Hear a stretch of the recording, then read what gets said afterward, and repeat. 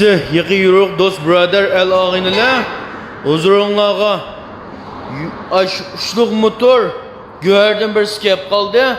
Lazımla ihtiyaçlıkla şaştırıp gap kılsanız soda kılsak butu.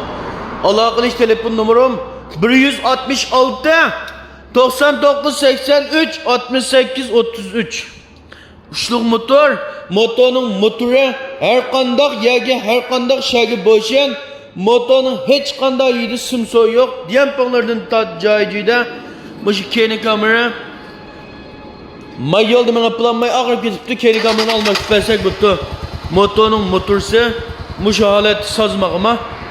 Motorun motorunu her kandak adamga her kandak yagi boşan bitmez.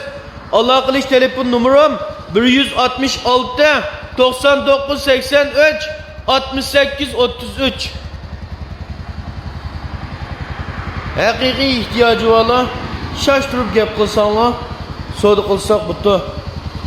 Motorumuz muşu hazır halatı çıkıdı kögününüzde selip gitip boğanın keyin yok.